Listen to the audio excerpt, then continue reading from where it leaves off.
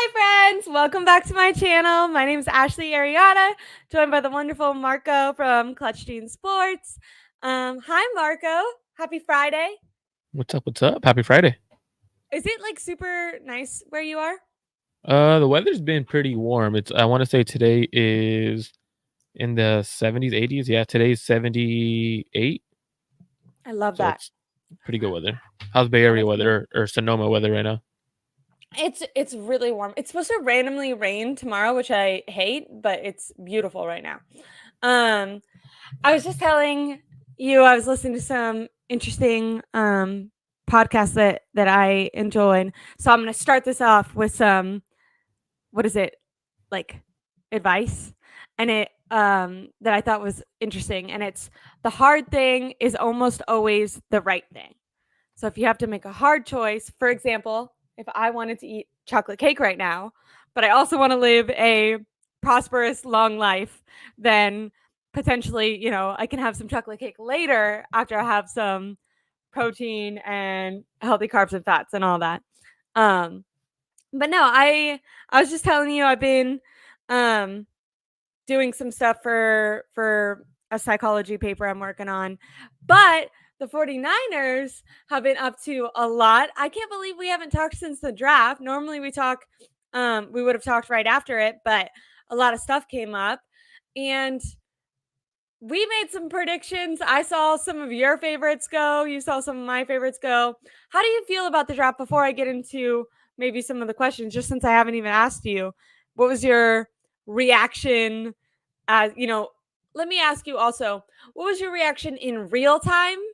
And then now that you've had some time to like process it, because I know that sometimes those things change. Like sometimes you can be like, oh, I'm really disappointed, but then you look at it more and maybe feel better, or maybe the opposite. Maybe you're excited about someone and then you look them up and don't understand how they fit. What was your reaction to the draft overall?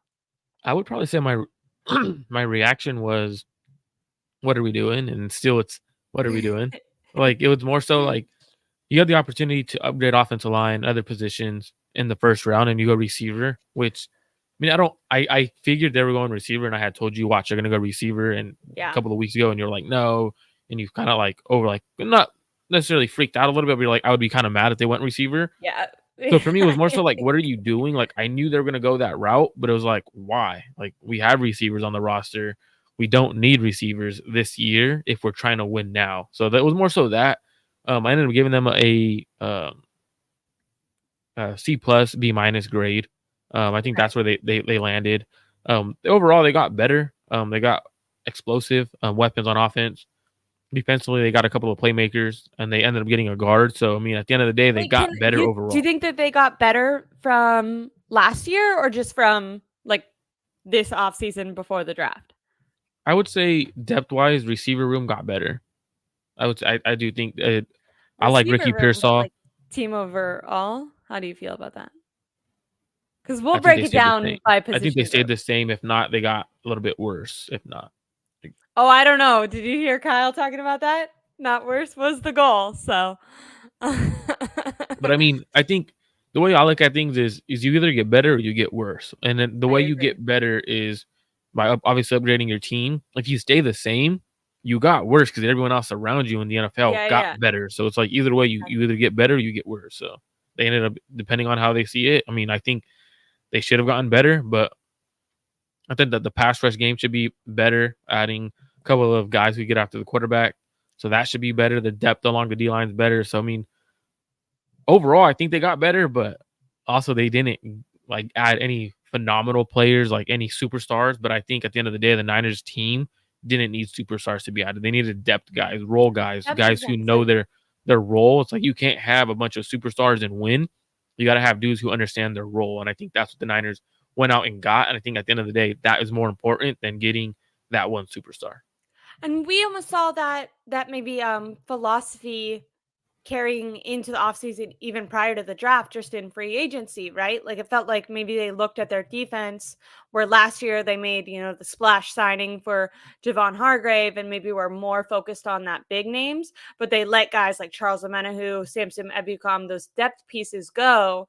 And then we saw the defense kind of struggle without having that extra depth that they are used to having on defense. And you're right. I think that they tried to target that in free agency, and then it looks like they used the draft to bolster the other position groups depth wise, which it's interesting because I think my immediate takeaway was a bit of disappointment because I didn't know how many of these draft picks were going to be able to make immediate impacts on the team. But Steph Sanchez and I were talking yesterday, and she, like you, pointed out the depth, and that having depth is important. So if there is injuries, or even if it's just a couple, one or two balls that at first Ricky Pearsall is catching, if those are actual catches instead of, drops by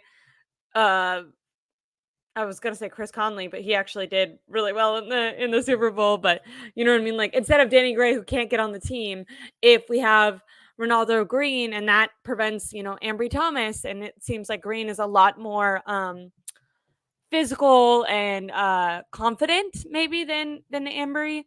And so having those depth pieces actually might make more of an impact than my immediate reaction. I think immediately I was pretty negative, and I give them a C, and it was mostly like I give you a D minus on like execution of off-season goals, but I give you like a B on I think you got good players that have potential, so I like tried to meet in the middle with my C grade there. So maybe I was a little bit more harsh because I felt like following the Super Bowl loss, what did the 49ers need to improve? And did they improve those aspects of the team? And I feel like specifically on that O-line, there's still obviously a lot of question marks and struggling. Not saying I'm not excited about the Puny pick and stuff like that. I love saying that guy's name, Puny. It's funny because he's like really big, I But think if his I was nickname like a from defensive lineman going against him, I'd be like, "Ooh, Puny, you're so little, Puny." I think Do they his talk? nickname Did might you be play Tiny. football? I think his nickname might be Tiny, actually. Oh, really? I That's funny. could have sworn I saw that on social media somewhere. I pointed that out. No big deal. I created it here first. I You could have heard it here first. sworn I've seen it somewhere, but I could also be wrong. But yeah, of course, playing football. I mean, you talk shit all the time. Like you get to see the person right in the eyes in between their face mask, and you're talking like it's personal. So I mean, I don't see anyone making fun of his last name like that. Like, oh hey puny, like little guy, like he's a big ass dude. I don't see anyone like talking like that, but they'd be like, well, you're like in other avenues they'll be talking smack. I do Really see. quickly, I want to say what's up, Corey. Hi, Corey. He's always tuning into all of our shows. And then Mulonic says the 49ers drafts have been widely criticized and oftentimes just criticized, have been widely and often justly criticized. Jesus, I'll learn how to read a different day. Sorry that I have a podcast, guys.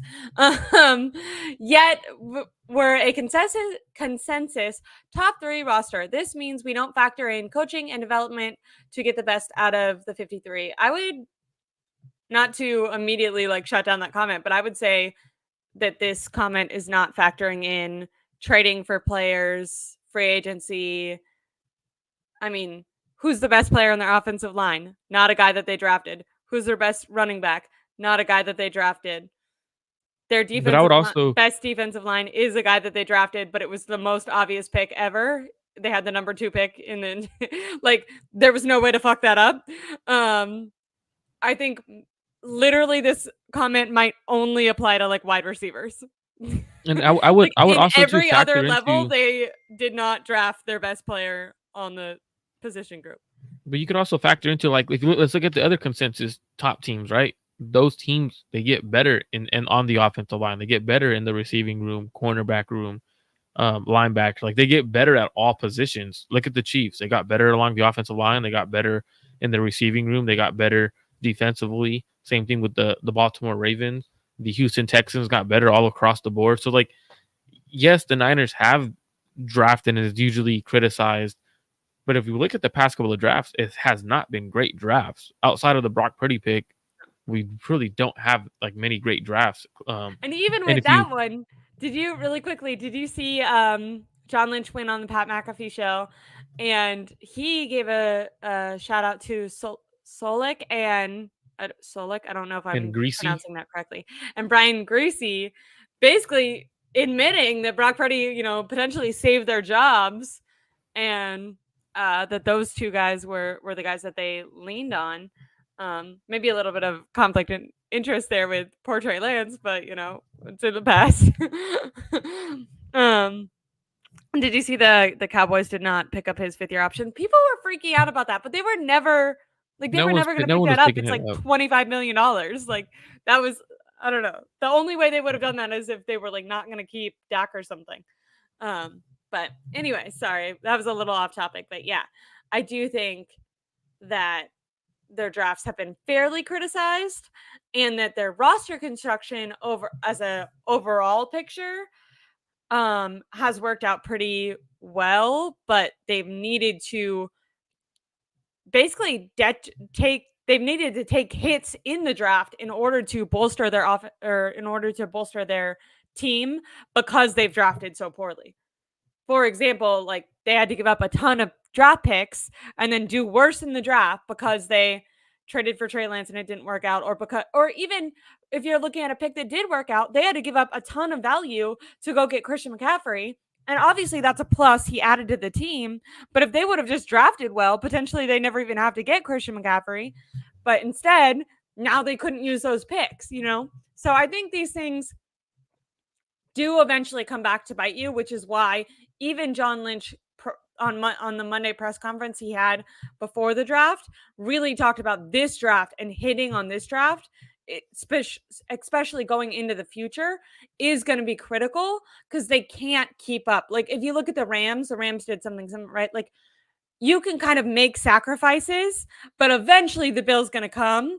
And whether that's the bill in free agency or just you all of a sudden have no talent on your team because you weren't able to bolster it because if they have to pay Brock Purdy, they better start getting guys on, cheaper deals that aren't in free agency that can contribute to their team. They better start getting, rookies or guys on first year contracts, because you can't pay Brock Purdy $50 million and be paying all the guys around you. The reason that the 49ers honestly are able to have the best team in the NFL, the best roster, is because they're paying the most important position that on most teams is taking anywhere from 20 to $50 million.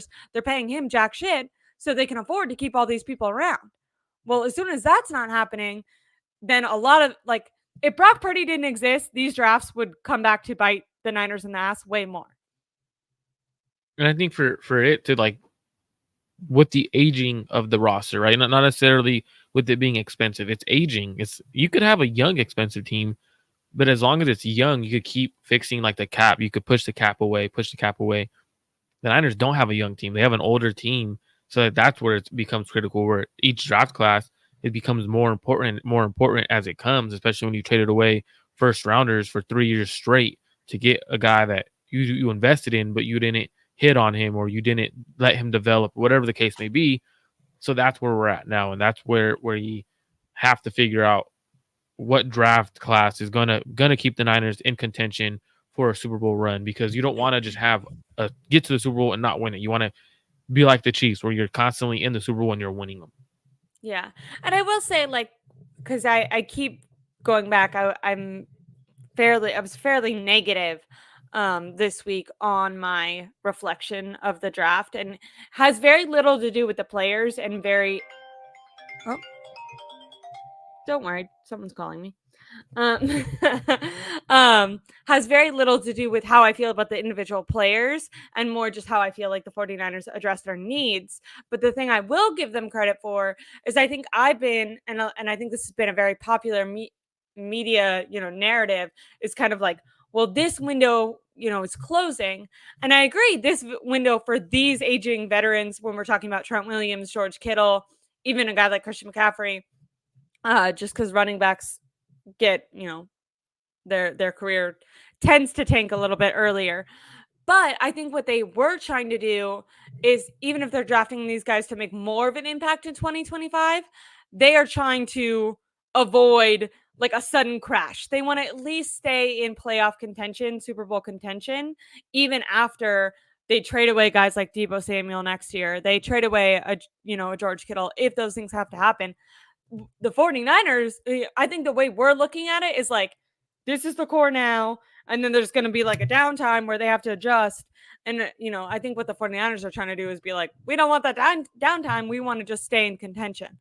Now, whether or not that should be the goal, I actually think that we could reflect on what the Rams did and how they went out and won a Super Bowl and then took the hit, maybe is more of a positive. I remember when that was happening, people were kind of like, oh, you're buying a Super Bowl, whatever. Well, it's like, I don't think what the 49ers are doing is that much different because they're, paying for a lot of talent to be on their team. So you might as well utilize it, really go all in and actually win. And yeah, if you have to suffer with, one down year, is that worth? I don't think the Rams fans are like, oh, I wish we didn't have that Super Bowl so we didn't, get out in the first round the next year. Like, I think they're fine with that, Yeah, I mean, the I Super think Bowl, Super 49er Bowl clears fans, it off. yeah, I haven't had a Super Bowl in my lifetime. So I think if we won one and then had a down year to, adjust, I don't think I'd be furious about it. But I thought that this was an interesting question to talk Do you want about to with get that one you. to? Do you want to get that one to that later? Because that's kind of leading into, Okay, because that will come. Start of that one. We'll come back to that one because that's part of one of the topics that you actually had, I exactly. believe. So we'll Yeah. start that. We'll get back to that one later. I know you had Okay, topics, and that it leads into that one actually. it does. So really quickly, I would love to kind of talk to you about how you feel the position groups on the 49ers have improved. Like you said, you're either getting better or you're getting worse. So we don't have to spend a ton of time on this, but I thought we could spend a little bit of the show going by position group by position group. Do you anticipate that going into this, game one, regular season next year, are going to be better than the starting players for the Super Bowl last year? Does that make sense? Am I saying that Yeah, in no, a I way get what that you're saying. I get what you're is saying. fair? I don't think the only person I could see start, the only two people I could see starting, or three actually, is Dominic Puny at right guard, Bernardo Green at You think corner, he'll but have a chance to compete there? he should. And if they don't, it's ridiculous that they don't. So it's this for me is Dominic Puny at guard, Bernardo Is Green he at is he corner.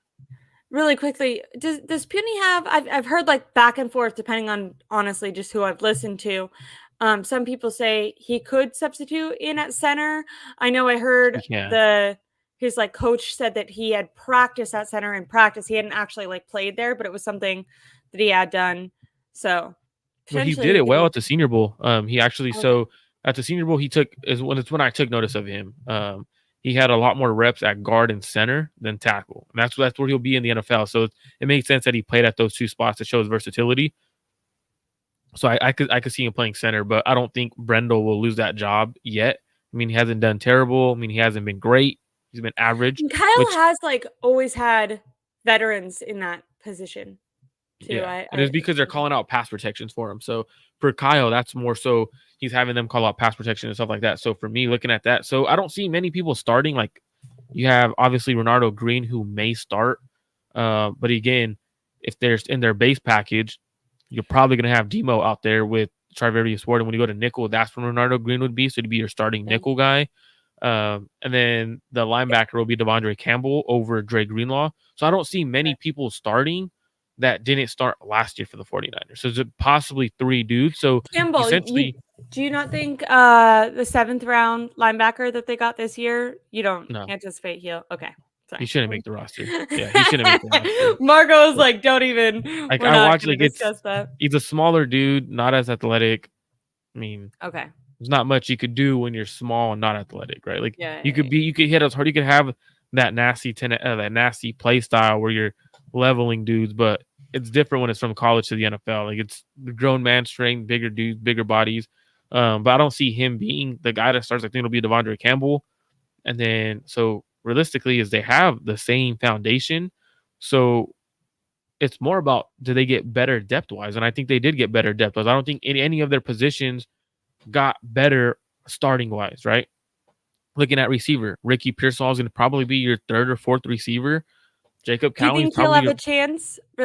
Do you think Ricky will have a chance to compete for wide receiver 3 with Juwan Jennings? I And mean, do you he think he should? should. Okay, He you do should think be given. I mean, when you're drafted, it's roster politics, right? Like you're drafted in the first round. Jawan Jennings was a seventh round guy. He's going to be a free agent this year. You gotta I let want to him make get it the opportunity. clear that my stance on Jawan Jennings is nothing but ever changing because I for sure criticized him so much during the season and did not understand why they kept giving him the ball. And then my stupid ass during one of the games of the regular season, I was like, Jawan, what are you doing? And then right after that, he like made multiple amazing catches and everyone on Twitter ate me for lunch and He would have been told me what an MVP. asshole I was. So and then he went on to play like the MVP of the Super Bowl. So I'm team Jawan Jennings. All right. I'm not saying any shit anymore. I'm all for him being on the team. You go out and fight Ricky, Jawan. I believe in you. So like with those two, they should battle out for receiver 3. I think Jawan Jennings has the upper hand because he knows the playbook. He knows how to block. He But does Ricky certain can things. separate more, right? Ricky can separate more, but Jawan Jennings gives you something different. He gives you that bigger body over the middle and stuff like that. I'm not saying Ricky can't do that, but it just Jawan Jennings, he's a true pro. Like he knows how to get on the field. And so I don't know how that's gonna battle out, but the receiver room did get better. Looking at the edge, the defensive line, Wait, depth wise. Cowing, you think he's more of special teams immediate impact? Do you think he'll actually Yeah, I think he'll be our punt returner, kick returner guy that competes at that spot. But you're kind of trying to see what you could catch with him. did you did you hear John Lynch after they, spent a first round draft pick on Ricky Parcell say that Ricky would be an excellent punt returner? Which makes sense. You want to try to get him as many touches as you can, and that's the way you could get him a free touch, right? Like you don't gotta have him throw. You don't gotta have your offense put him in a situation where he's getting the ball. Like you don't have to force it. So that's the way to get him an easy touch. So I get that punt returning. I kind when they drafted him, I did say he'd be a punt returner. Um, What was your immediate you were live with Jesse Naylor and who else? David and Rohan. Yeah. What was your because Initial did you reaction. see the Mike Silver report first that it was Cooper I DeJean? did. So did you I did. react to that first and We then we did react to that one, and then we're like, wait, never mind. It's actually Ricky Pearsall. Which going back, I would have preferred Cooper DeJean over Ricky Pearsall at that 31 spot. So yeah, me too. it is. I mean, it's I just. think we all would. But it's one of those ones where I understand why they did it because they're going to eventually have to move off of Debo, and it's just kind of either Debo or BA, and I think it's more so leaning Debo. So it makes sense to go receiver. For me, Can I keep interrupting you. I'm so sorry, but you're good. with the Debo thought, do you think that it's kind of weird? Because going into the draft in this whole offseason, we've been talking about BA and his contract and whatever. And that obviously, like, BA knows that that's coming because it's his contract year. Like, he's playing with the fans too. Like, he wants that discussion just as much as the 49ers do. And during Debo's contract year, he obviously played with the fans in order to gain some leverage with the team. But it did feel like Debo was a bit more, and that I hate to use this word because I feel like when you use it talking about men, it's like people take it wrong. So this is only for a lack of better word. It seems like Debo was a little bit more sensitive during his contract negotiations than Brandon Ayuk was. And that like the 49ers might have had to do some like ego massaging of like, hey, we really want you type of thing. And I just wonder because going into the draft, it made sense to be talking about like trading Brandon Ayuk. But all of a sudden, there was this narrative during day one and then especially on day two that, hey, the 49ers are, might trade off of Debo Samuel. They could be looking to trade off Debo. Whether or not they can find a suitor this year, then they're definitely going to move on from him next year. Debo, I mean, we've heard from Brandon Ayuk on podcasts that a lot of the information he gets is just by seeing it on Twitter like us fans do. So I imagine Debo sees the same things. Is there any like repairing that will have to go on between Kyle and, the team and Debo? Like, do you think that he maybe was like, in his offseason chilling, like thinking he was fine. And then all of a sudden he sees all these trade rumors. And he's like, what the heck? Do you think that we're going to get a more motivated Debo? Because he obviously knows that this, they could move off of him next year. Is this like contract year Debo? Or do you think there's some maybe resentment and, bad feelings that could be happening within Debo, you know?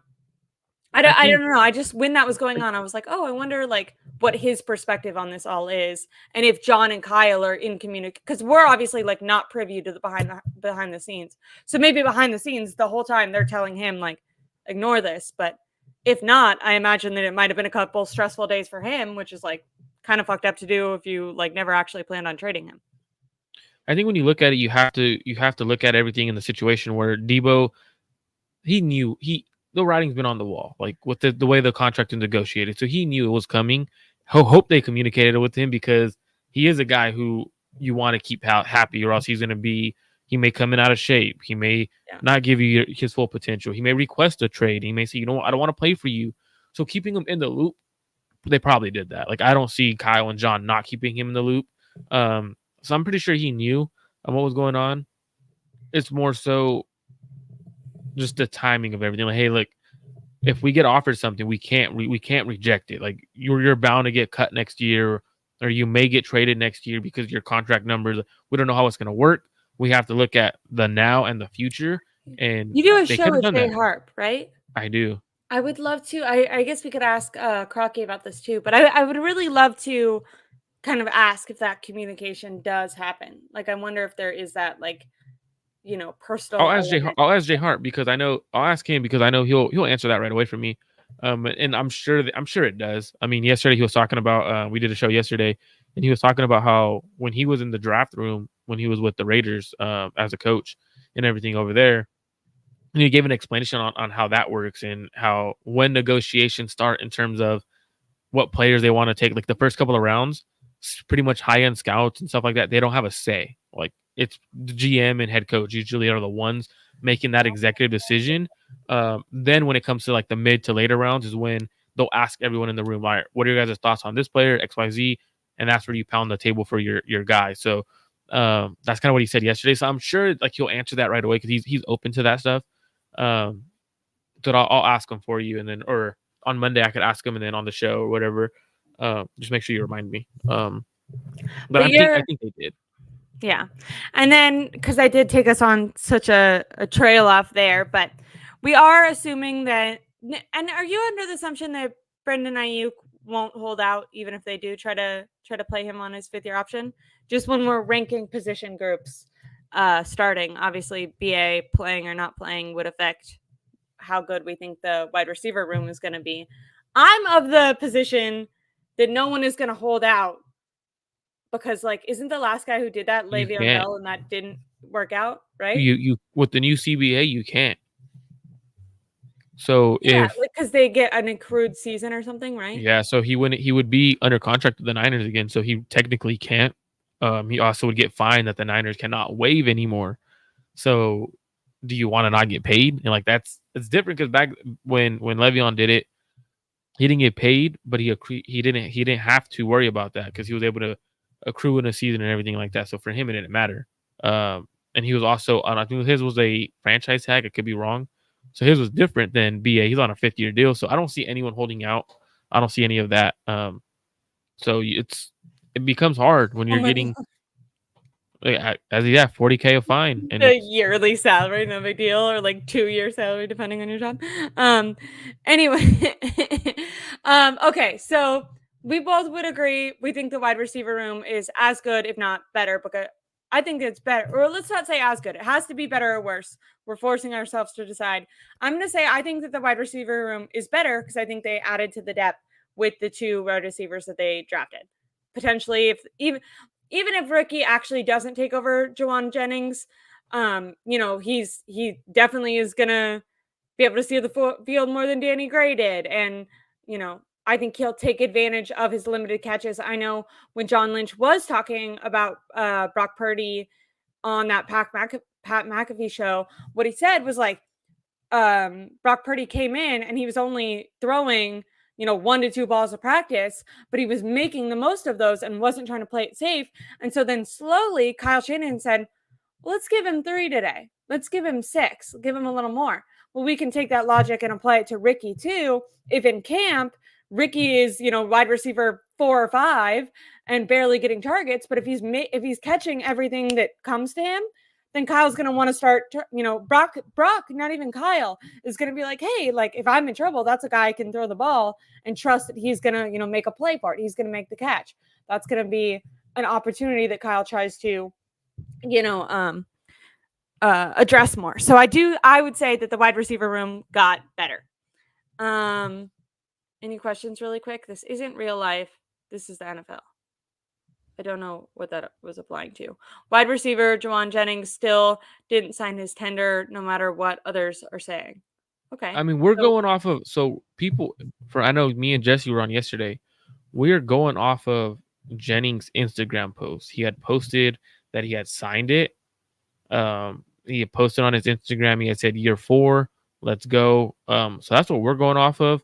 I have not seen anything else that he has not signed it. So I don't know. Like, I mean, I've been trying to figure it out too. I even went to the NFL transactions. I have not seen him sign. I don't know. So for me, the Niners reported they had tendered him, but they never reported that he signed his tender. But then he posted on Instagram that he was signing. He had signed it. So yeah, year 4, let's go. So I don't know. So either way, I don't see him being moved. Like, who's going to trade for him now at this point? Yeah, I don't see it. But and honestly, even if I anticipate he's going to be on the team. So I think Ricky initially will be depth, but then potentially can compete and take over. So I'm going to say wide receiver room I think is better. If we had to choose worse or better. What about the running back room?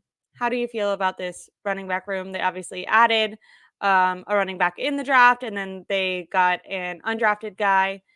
How do you feel about that? Have basically the best running back in the NFL, but he's also been heavily targeted for 2 years. And the last time that happened, he suffered with quite a bit of injury. We have an excellent running back that they refuse to use.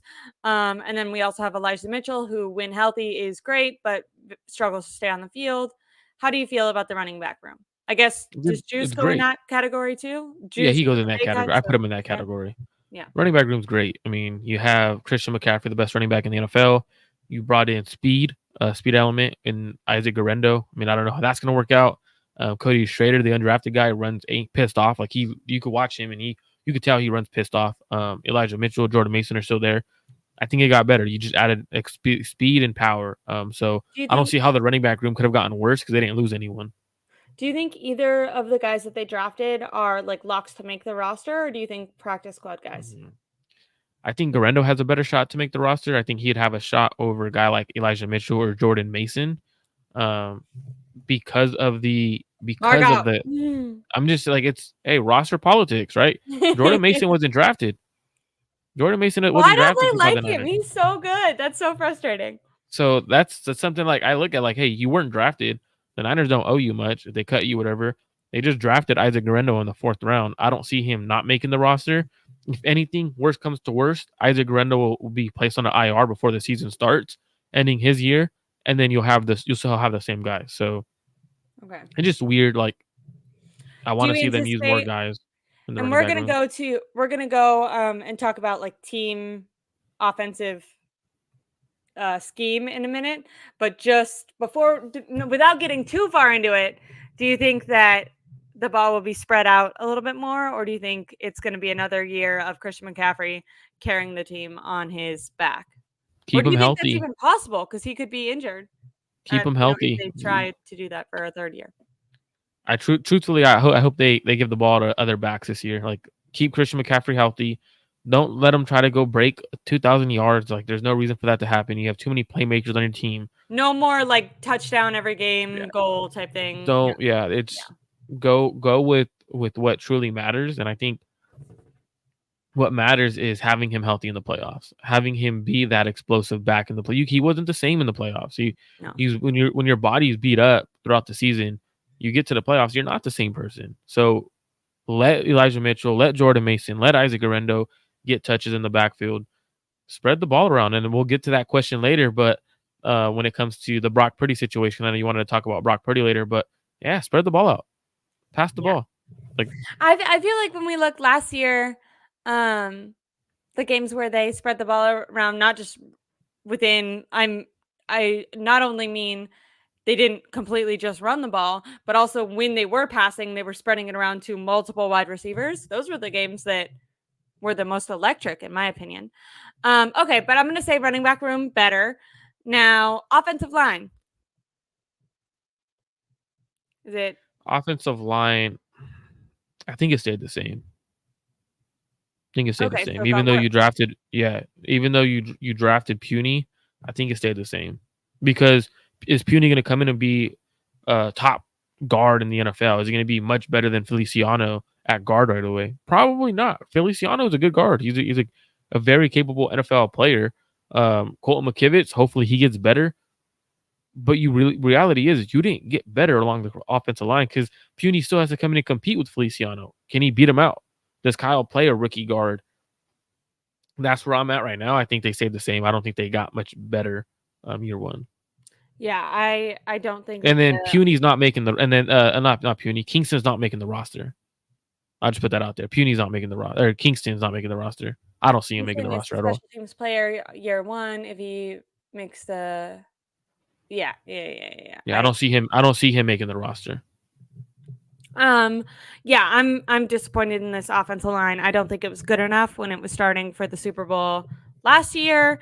I think teams within the NFC have bolstered up their defense and their team as a whole. I think the Chiefs have gotten better, and in my opinion, that means the weakness of the 49ers just got weaker. So I'm a bit disappointed in their offensive line. I'm excited to see what Puny does, but I agree with you. I don't think he'll be such an impact player that it's makes a huge hold on. What did Puny is an ad, but trying and this isn't something I like what this guy pointed out because I wasn't even thinking like this. I'm more just frustrated that they didn't have an answer for that right side of the line, but that's true too. There could be, there's going to be more games that Trent misses games every single year. He's getting older, struggling with injury.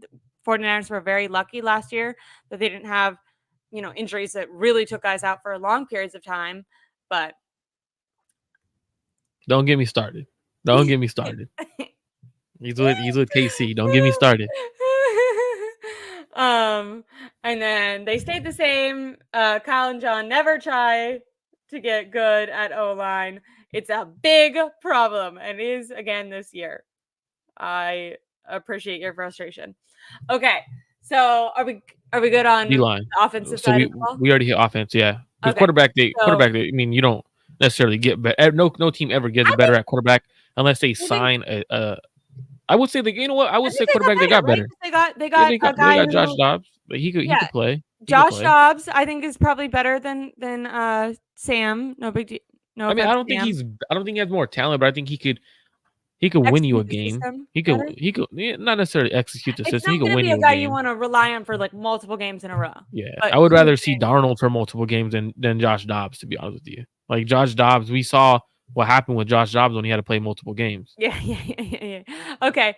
I'm sorry. I was looking at the. You could bring it up. So on Kingsley, man, I was high on Kingsley. I think Kingsley's going to be a really good tackle in the NFL. I think when you have all the athleticism and you have the size and all the movement skills, all he needs is to be placed on one side and say, hey, look, you're going to be a left tackle. You're going to be a right tackle. Coming out of college, he was at right tackle, looked really well. Mid offseason, goes to left tackle for the next year. So you don't have that continuity of learning a position as a 20-year-old. 21 years old, goes and gets to be able to block for Patrick Mahomes with a really good offensive line coach who has a great interior offensive line. Like, it's going to be much easier on him playing with a great offense, and a great system. So it's, for me, that doesn't make sense, man. Even with Roger Rosengarten right there, right in front of him, Niners knew that Baltimore needed offensive line, a right tackle, and they didn't trade up to jump Baltimore. Like, that just blows my mind. Like, that's the stuff that when I talk about offensive tackles, is like you didn't get better along the offensive line. So it just doesn't make sense. Like, truthfully, hey, Kingsley may be a terrible offensive tackle in the NFL. But one thing I do know is at least Kansas City's trying to get better along the offensive line. So exactly.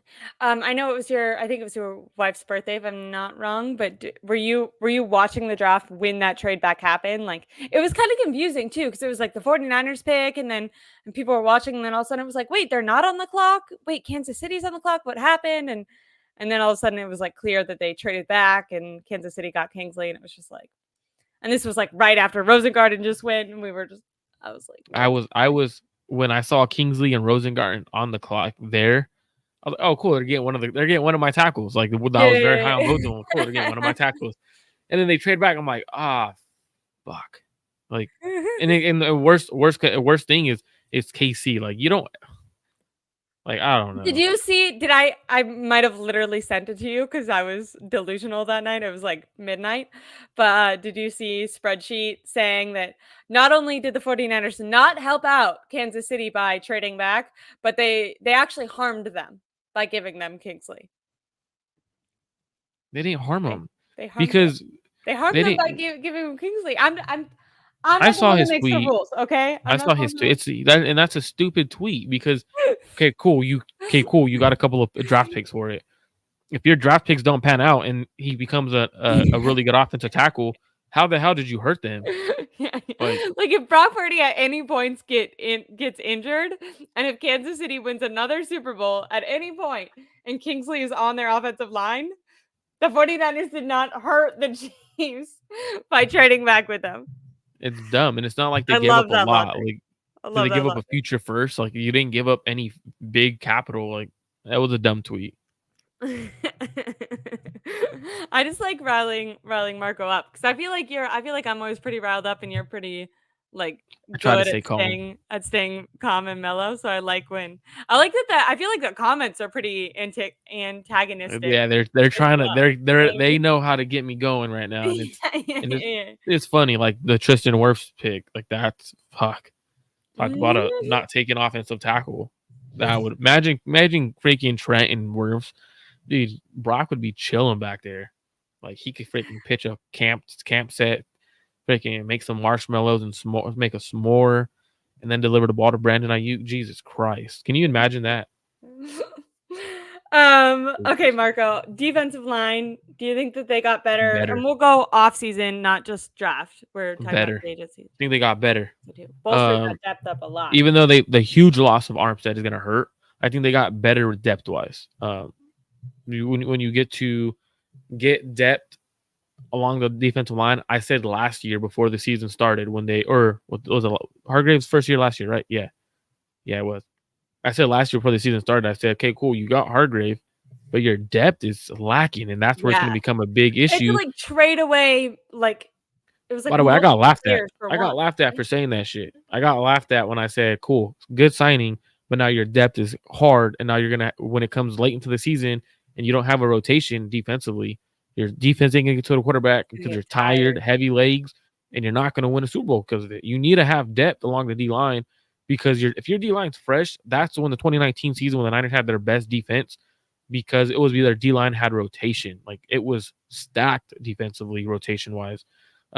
Defensive line got better depth wise. I don't think better starting wise because Armstead was very, very good player, but they got better. They got better depth wise.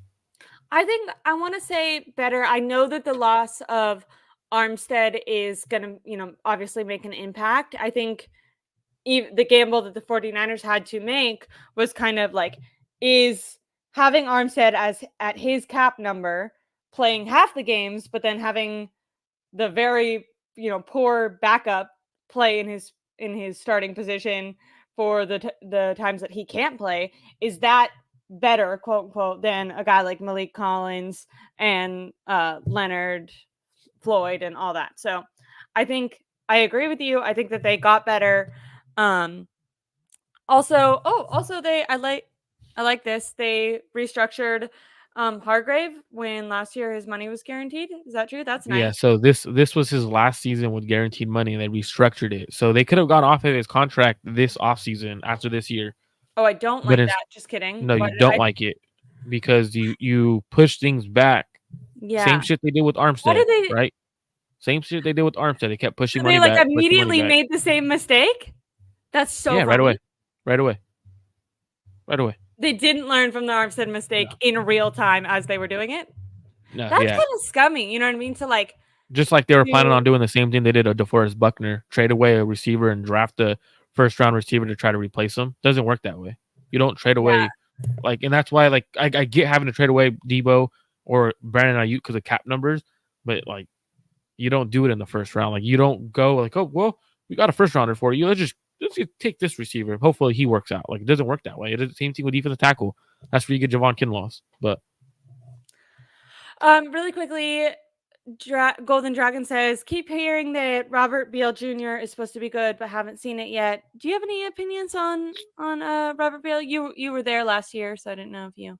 so Robert Beal, from the beginning, I had said Robert Beal when they drafted him was going to be a developmental piece. It's going to be a guy that they'll stash on the practice squad, or not practice squad, IR year one, a guy who could possibly come back. And then he injured himself early in I believe it might have been OTAs. He got injured, so he Okay. didn't even have a good training camp to start.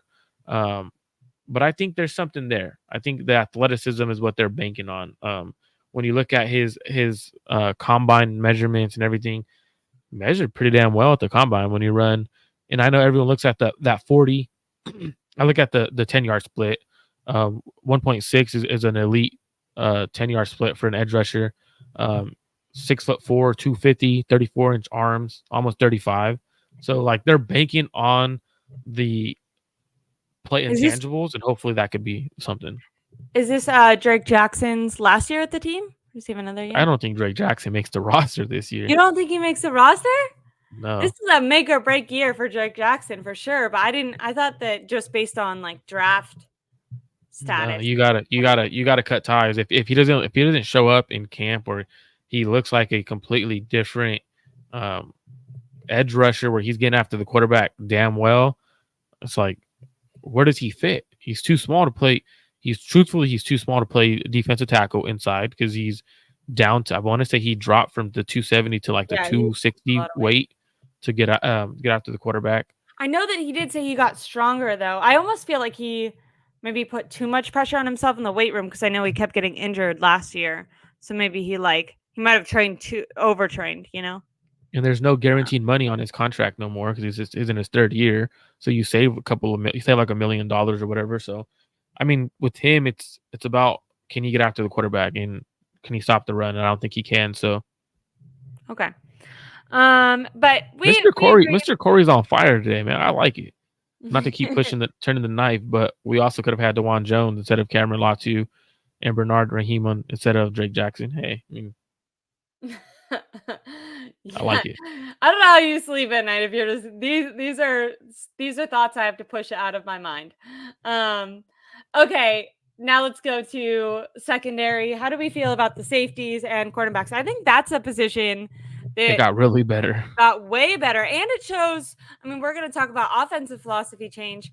I think there's going to be do you think that there's a bit of defensive philosophy changing going on? It seems like they are starting to value the secondary players more than they ever have in this regime. Yeah, so when you look at the secondary, obviously getting Renardo Green in the second round, a guy who could he's more of a press man corner. So for when you look at him, that's where his bread and butter is. So when I'm watching that, I'm like, all right, that means hopefully the philosophy does change and they go a little more press man and they go cover one a little bit more, cover zero a little more, and they get more exotic blitzes, having their guys go man. I thought that was a really good pick in order for a philosophy change to happen. Now, a couple of the other guys they got, Rock Ya-Sin, Yadam, they're better in press man. So I'm like looking at them like, whoa, are they finally making the change that I've wanted for a couple of years where they could go press man a little bit more on key situations? I feel like Staley ran a little bit more of that too, right? In LA, I feel like he did run a little bit more of that, but I don't want Staley running the defense. So what was the pullout like for me? Looking at and not no shade at Staley, no shade at Staley. I know. You hired a D coordinator. Why not have just hired Staley to be your D coordinator if you want him to be having so much input on it? It feels like he has a lot of input just by the players they've gotten, don't you think? And that's where I'm like, wait, if he's gonna have this much input, why not make him the D coordinator? Why not make him I don't that think voice? The players would have liked that.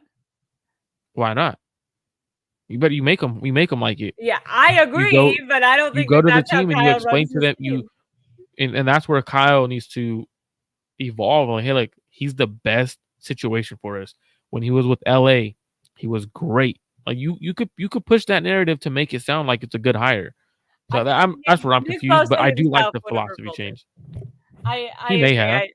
I like the philosophy change too, and I'm excited to see the secondary this year. Now like I'm like, hey, the pressure's on. I feel like they should have really looked to sign Demo this year. I'm nervous that he might outprice himself if he has the year that I anticipate he's going to have. So that kind of scares me. I already assume that they're going to move off of a guy like Ward just because the money that they gave Ward initially to them was like a huge contract, and he's far outplayed that. So it makes me kind of scared when I look at Ward and Demo for next year.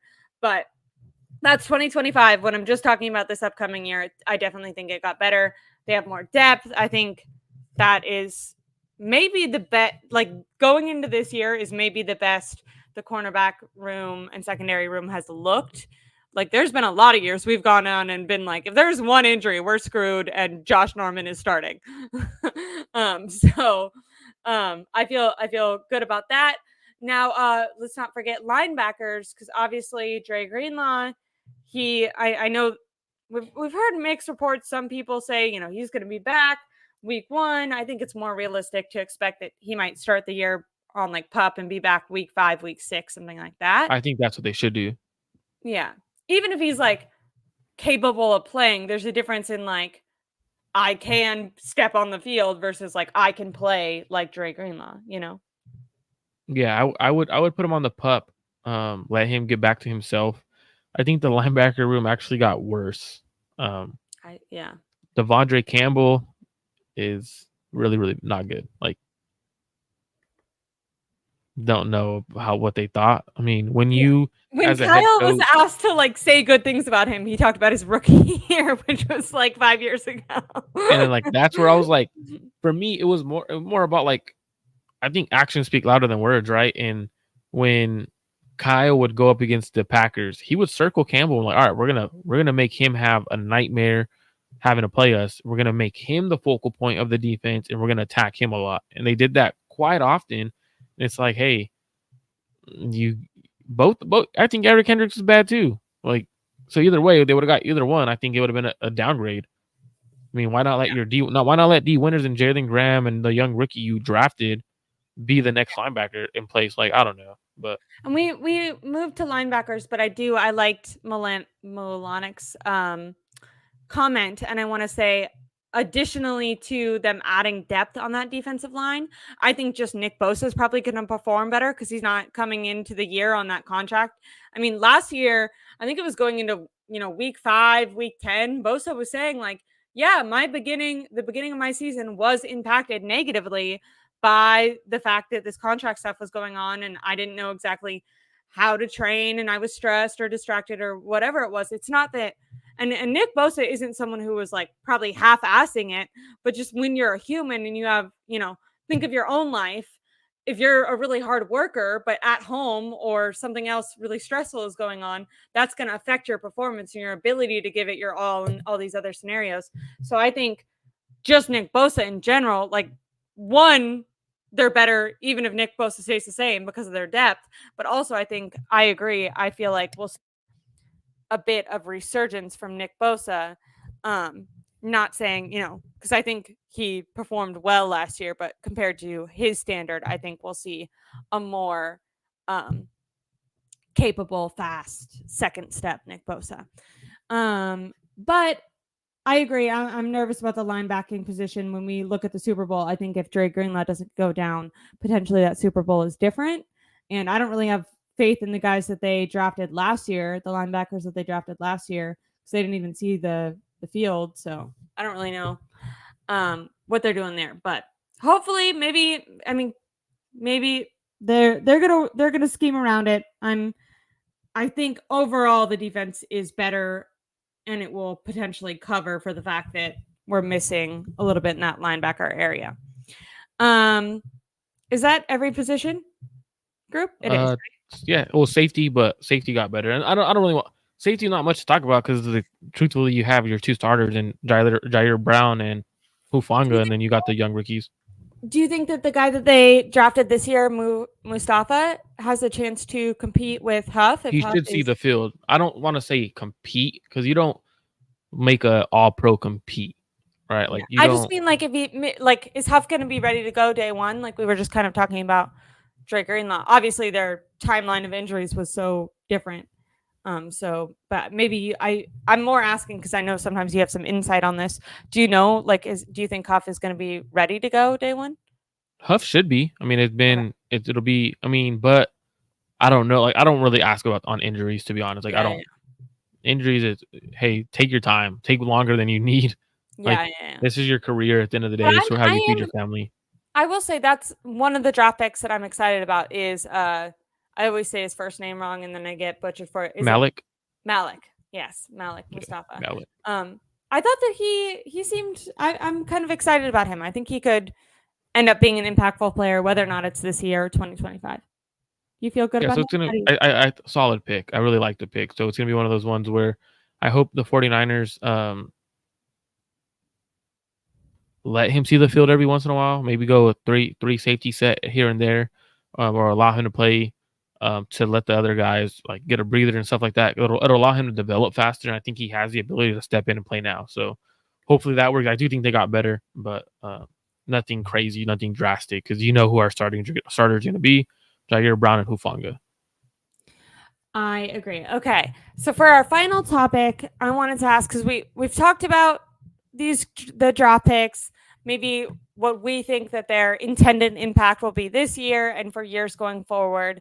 And we ended on defense and talked about how it does seem like there's going to be some evolution going on the defensive side of the ball, and we kind of got hints of that in free agency, so it's not really a shocker for us.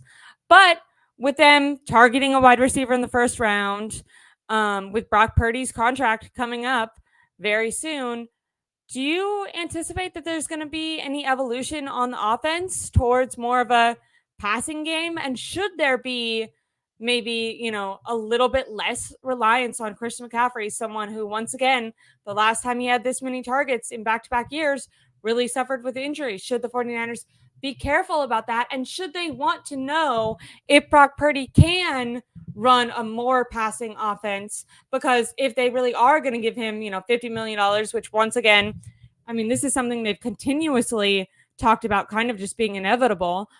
John Lynch, Kyle Shanahan, and Jed York mentioned it in Orlando. John Lynch just mentioned it again on the Pat McAfee show, where they talk about this like it's pretty much a given. Well, eventually, if they sign him to, a 5-year something deal, Chris McCaffrey, Deebo Samuel, those guys aren't going to be on the team. Can Brock Purdy run a more pass-heavy offense? And should that be something that Kyle Shanahan wants to experiment with this year? Especially, say they do get a deal done with Brandon Ayuk. Now they're paying $50 million to wide receivers. They have a running back that's also kind of a wide receiver. They drafted a running back in the first, or they drafted a wide receiver in the first round. To me, that points to you should be passing the ball more. For me, so I love the plan to do that. And I don't know if it's their plan, but I had talked about it. I know you and I had talked about it before in terms of they should do it, right? Like we had like, oh, you know what? The Niners should put the ball in his hands more.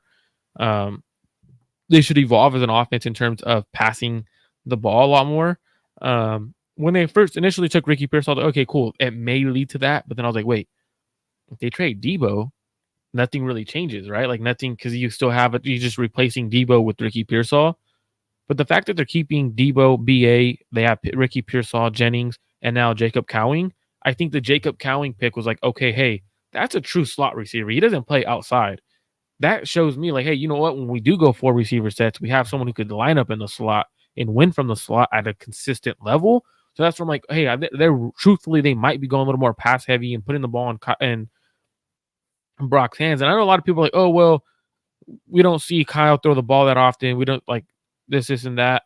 I mean, I disagree because when Kyle was with Atlanta, I believe when he was in Atlanta with Matt Ryan, he threw the ball more than the Niners have this past year. I don't know if it's him having, because I know he was with Atlanta 2015 and 2016. In 2015, they threw the ball 615 times. 2016, they threw it 534. With Brock Purdy last year, I don't even think they hit 500 passing attempts last year. So that just tells me like, yeah, because he hit 444.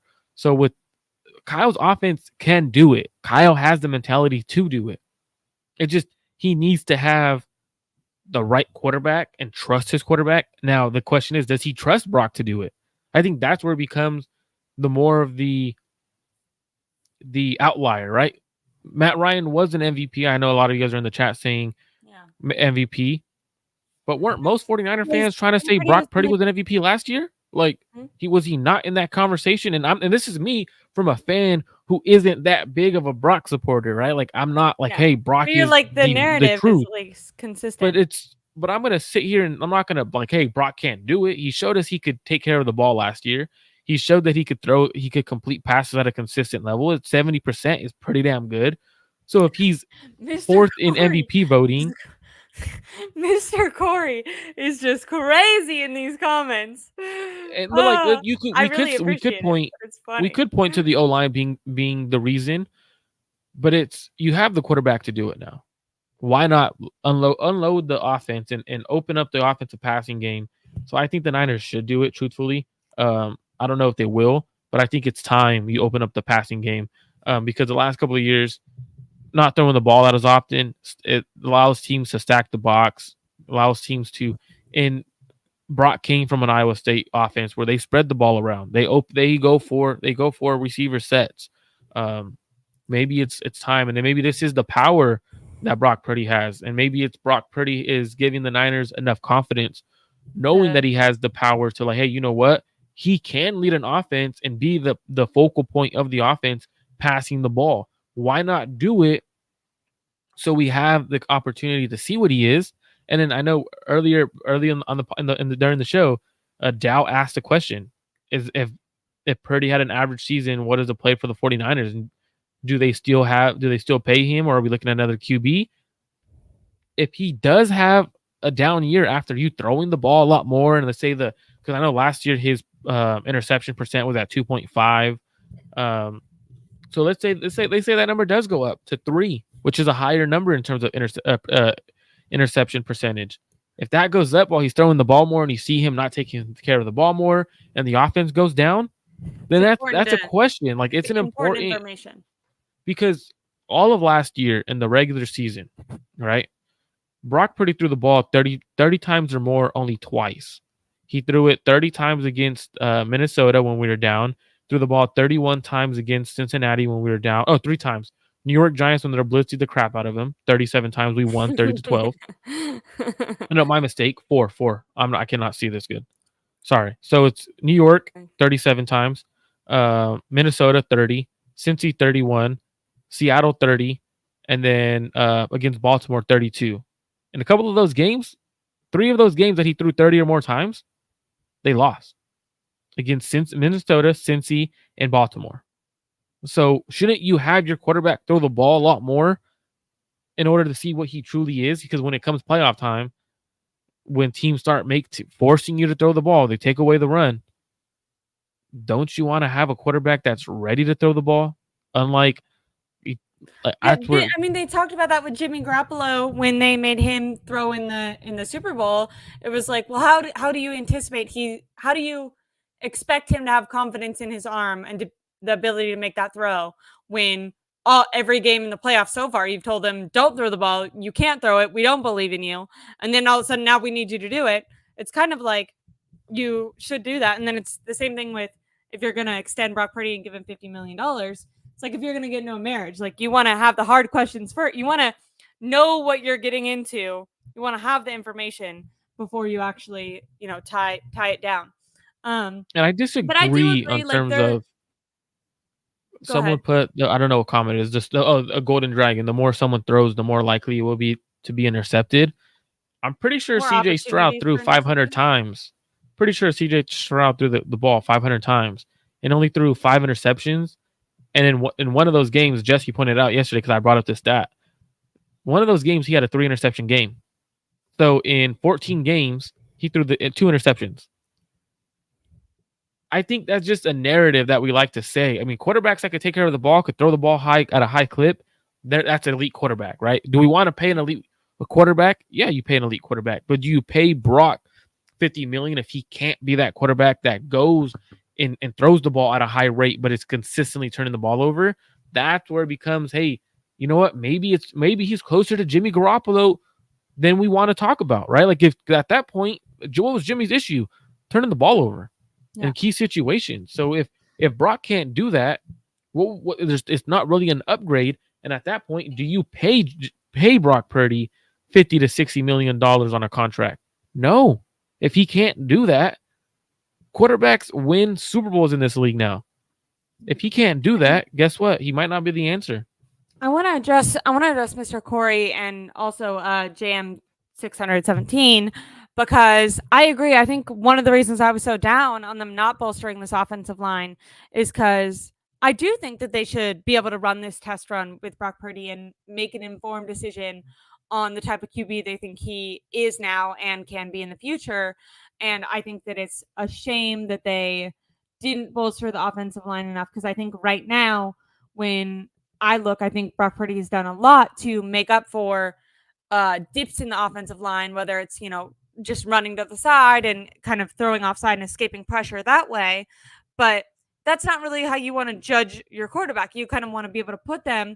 And I think the way that the way that people talk about the 49ers is that it really is this perfect system that, gives every advantage to the quarterback. And I think maybe in the most important position group on the team, at least for quarterback success, they haven't really invested. And that is, in my opinion, a bit of a shame when it, we're talking about, are they going to adjust their system? This goes, Mr. Corey earlier said, should they? Yes. Will they? No. And I think Marco and I are making the case for why they should and why it's important to put Brock Purdy in these situations. Will they? Probably not. Doesn't look like they've completely adjusted their team to that. We also got to put into the fact too, though, Kyle's confident enough, right? Well, we keep talking about the offensive line as a fan perspective, right? In terms of we don't agree that the offensive line is good enough, right? Yeah.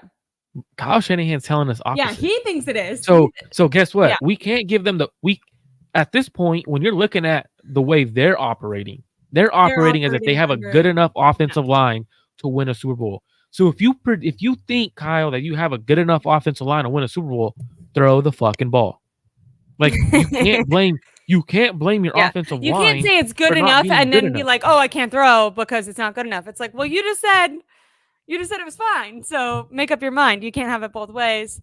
I completely agree. Now, I do want to, do you think we're good on this topic? Because I have two comments I wanted to bring up just because this guy, Lemire, I don't want to mispronounce your name, but he wrote this comment. This is like the third time he wrote it, so I wanted to respond to it. Is it possible that the Niners are gearing up for Super Bowl 60 at Levi's rather than Levi's Santa Clara rather than Super Bowl 59 New Orleans? Or nah, y'all have a great weekend. So he's basically saying, do you think actually they're trying to bolster their team more for 2025? Because if you look at like Tampa and different teams that have won when they've had the Super Bowl at their stadium, I don't think that that's how teams. I understand maybe the conspiracy theory, but I don't think that in the minds of Kyle and John Lynch, they think, oh, we don't want to win this year because it's in New Orleans. Like they want to win. Not even that. Like, how do you tell your veterans, guys like Trent Williams, George Kittle? I know that you guys are getting older, but we're not going all in this year. We'd rather wait next year when you guys are out of the league, when you retire. I think that's a huge reason they couldn't move off of Brandon Ayuk unless they got, some crazy king's ransom. It's not only like for their own benefit, but it's like, how do you go back to the team and sell that to these guys that are putting their body on the line? If you think about this team, one of the things that has allowed them the ability to get so far in the playoffs every year is their resiliency in the face of adversity. Every year so far for the last couple of years, they've faced like a slump in the season or a time where maybe some teams could break apart, start shit talking each other, whatever, and you kind of see chaos. But this team has been so resilient. They really do have that like brotherhood mindset where it seems like they try to keep stuff in-house. It's the team against the world during the season type of feeling, which is how you want your team to be. If you start, if you're trading away Eric Armstead, you trade away Brandon Ayuk, who's done everything possible, when he's ascending everything. I don't know, you disgruntled Deebo Samuel. Kyle Shanahan just didn't know the rules. I don't know. Stuff like that starts happening. You're not going to have as much resiliency on your team. So I think that they're walking a very tender line. This is why I'm telling you they couldn't just hire Brandon Staley, because they're massaging a lot of egos here to try to keep the balance, because they have a lot of I think that's an issue. That's an issue. If you have to convince your egoistic players that you're doing the right thing, guess what? That means there might be trust issues there already. Right? If they don't trust you to make the right decisions for the team, and they're asking you why, or they're telling you no, they might not trust you. They might not think that you're capable of winning a Super Bowl with them. I just like if that's the case. I just almost played Trust Issues from Drake, and then I remembered that I think that would get my channel taken down, so I didn't. Pick your side. Are you a Kendrick fan or a Drake fan? Oh, it's so hard. Well, I like you them play both. Drake. You were trying to play Drake, so she's a Drake fan, y'all. So. No, like I love Drake. Like I think people who don't love Drake, you're lying. He's the best. He's the best. He's the best. You're lying. J. Cole's still a rapper, so you don't like good music. It's the fact that J. Cole's still around. J. Cole's not in the conversation. He's not allowed in the door anymore. Goodbye, J. Cole. You couldn't. J. Cole's the best rapper out. Bye, J. Cole. Oh, and my feelings were hurt. Oh, that's great. Go discuss your feelings over there with not rap music. I mean, does Drake even write his stuff? Yes, he does. Drake writes for all these guys. They all write for each other. This is so annoying. I'm Drake just saying, but I am in like a hard position. One, because Kendrick represents the West Coast. Love the West Coast. Also, I love Kendrick's music. A lot of people didn't like Mr. Morale because it's a little bit longer and kind of like deeper, I guess. Like it's not like an easy listen that you would just play in the car. He said Drake is the Ricky Pearsall of rap. He's just steady Eddie. Oh. Who said that? Who said what? Is it Malenik? I'll pull it up in a minute because I had to scroll back because I didn't address this comment. This was also written in there, but I wanted to wait till we were done with our main topics. Ash, hi, that's me. Ash, the schedule release is next week. Who do you think will play in the opener? Isn't it normally like don't they normally? They normally try to make it like a Super Bowl good game. Rematch, right? Sometimes they try if they can. They did that with or not, because didn't they do or like high explosive game? Didn't they do Buffalo and Rams like the year that it would have been Buffalo if they would have won against the Chiefs or something? So they always try to make it interesting. Thank you. Hit the likes for not only me, but also Marco, of course. Like and subscribe to our YouTube channels. I'd really appreciate it. But wait, really quick. Drake is the Ricky. This is so wrong. Drake is like Maniac. Drake is like the Patrick Mahomes of quarter. Like Drake is the top. Drake is the top dog.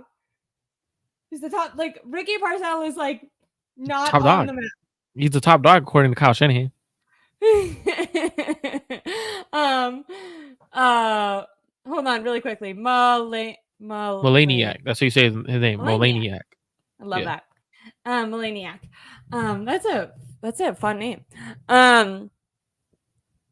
But I do think it was clever for him to do the back-to-back on Drake. Like Kendrick, he released a diss track. I haven't listened to it. You haven't listened to 616? No. It's good. It's good. It's so good. It's like clever. It's good. I thought Push-Ups was better than the first, like the response Euphoria, the one that Kendrick put out before, like yesterday. Honestly, I didn't listen to Euphoria either. Marco. This beef is so overrated. This beef is too, like, they try too hard on this beef. Like, they're supposed to. No, it's. But now you want it. It's not real beef. It's not. Actually, it's not real beef. It's not real beef. They're doing it because they're both dropping albums. You don't make any sense. They're dropping albums. J. Cole was like, everyone wants blood. I don't want to do this because everyone wants blood. And then everyone. No, because J. Cole has also said. No, because J. Cole has also said before he ain't. People just wanted them to rap. No one wants them to hurt each other. Like no one actually. Let's go, South Carolina in the house. What up, young lion? This is purely like a Publicity stunt. skill composition But it's competition. not. They're not. It's not a skill. If it's skill competition, why not And J. drop Cole couldn't actual handle the songs? heat. Why not drop actual songs rather than talking about each other? If it's a skill competition, drop a song. How long has Kendrick?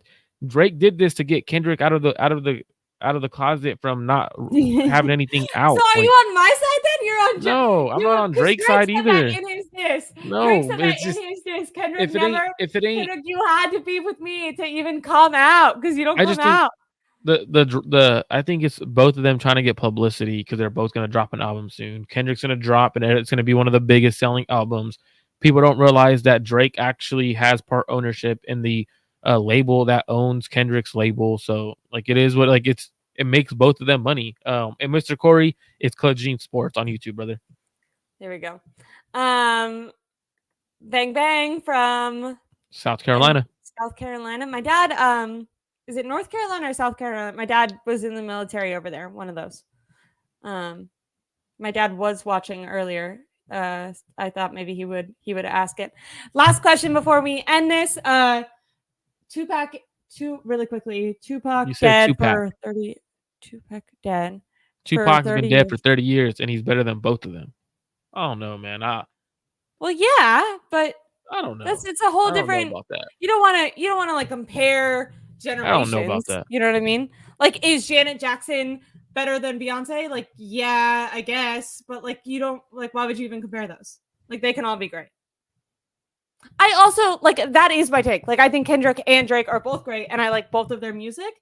I think that fans are annoying. Like, I think Drake fans that like don't like Kendrick, I don't understand. I think Kendrick's music's great, but I think Kendrick like people who like Kendrick but don't like Drake, I think are like pretentious. Like they're Oh like, yeah, oh, they're like lying to themselves.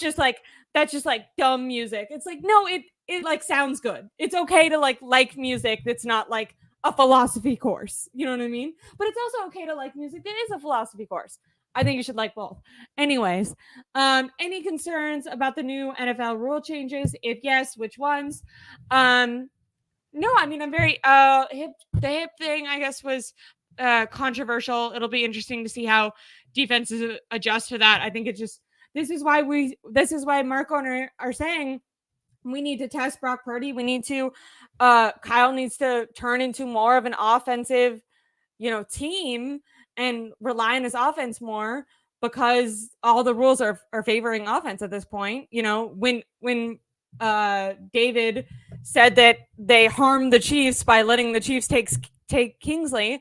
Well, we've kind of learned in the Super Bowl, Kingsley could be starting for them. Just hold the guy, and they're probably not even going to call it. So, besides that, with the punt returns and all those rule changes, I'm not concerned about them. I'm interested. I think it'll be fun. It'll make like preseason and those games that maybe can be semi boring. It'll make those interesting because I think a lot of teams are going to be experimenting with what they're going to do. So I'm excited for the rule changes. Fort Bragg, North Carolina. See, I knew he was going to get there eventually. He was catching up. Love you, Daddy. I appreciate you, Mr. Corey. And then just subscribe to Clutch. Thank you so much, Corey. Thank you, everyone, for joining us today. I really enjoyed the way we did that, breaking down position groups and then seeing how we thought maybe their philosophy was going to change or not change. I'm excited for everything coming up. I think is it May 9th that like rookie minicamp is coming? So we have a lot of stuff to talk about. A lot of stuff to talk about. Make sure to subscribe to my YouTube channel, Ashley Ariana, and make sure to subscribe to Marco's as well. Thank you guys so much. Have a safe weekend. Stay hydrated if it's